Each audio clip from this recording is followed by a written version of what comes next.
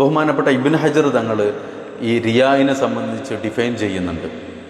മഹാനവറുകൾ പറയുന്നു, റിയ എന്ന് പറഞ്ഞാൽ ഹുവ ഇൽഹാറുൽ ഇബാദത്തിൽ ഖസ്തി റുയത്തിൻ നാസി ലഹ, ജനങ്ങളെ കാണിക്കാൻ വേണ്ടി ഒരു ഇബാദത്തിനെ പ്രകടിപ്പിക്കുക, ലാഹിറാക്കുക, വെളിവാക്കുക എന്നുള്ളതാണ് റിയ എന്ന് പറയുന്നത്. എന്തിനാണ് വെളിവാക്കുന്നവൻ്റെ ഉദ്ദേശം ഫയഹ്മദു സ്വാഹിബഹ, എന്നിട്ട് ഈ ആളുകളൊക്കെ ഇവനെ പ്രശംസിക്കാൻ വേണ്ടിയിട്ടാണ് ഇവൻ എന്ത് ചെയ്യുന്നത്, ഈ ഇബാദത്തുകളൊക്കെ വെളിവാക്കുന്നത്. അപ്പോൾ അതെന്തായി, റിയ ആയി മാറി.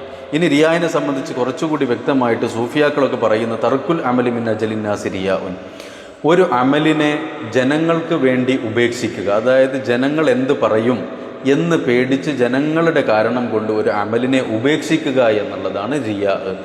നേരെ മറിച്ച് വൽ അമലു മിൻ അജലിൻ നാസി ശിർക്കുൻ, ജനങ്ങൾക്ക് വേണ്ടി ജനങ്ങളിൽ നിന്ന് എന്തെങ്കിലും ഫലം പ്രതീക്ഷിച്ചുകൊണ്ട് ഒരു കാര്യം, ഒരു അമല് ചെയ്യുമ്പോൾ അത് ശിർക്കായി മാറി. വൽ ഇഖ്ലാസു അൻ യുആഫിയക അല്ലാഹു മിൻഹുമ, ഇത് രണ്ടിൽ നിന്നും അള്ളാഹു നിന്നെ മോചിപ്പിക്കലാണ് ഇഖ്ലാസ് എന്ന് പറയുന്നത്. ബഹുമാനപ്പെട്ട ഇമാം ജുനൈദുൽ ബഗ്ദാദി റളിയല്ലാഹു അൻഹു മഹാനവറുകൾ പറയുന്നുണ്ട്, അൽ ഇഖ്ലാസു സിർറുൻ ബൈനല്ലാഹി വ ബൈനൽ അബ്ദ്. ഇഖ്ലാസ് എന്ന് പറഞ്ഞാൽ അള്ളാഹുവിൻ്റെയും അവൻ്റെ അടിമയുടെയും ഇടയിലുള്ള ഒരു സിറാണ്, രഹസ്യമാണെന്നാണ്. എത്രത്തോളം അള്ളാഹു നന്മ തിന്മകൾ എഴുതാൻ വേണ്ടി അള്ളാഹു നിയോഗിച്ച മലക്കുകൾക്ക് പോലും ഈ രഹസ്യം അള്ളാഹു തുറന്നു കൊടുത്തിട്ടില്ല.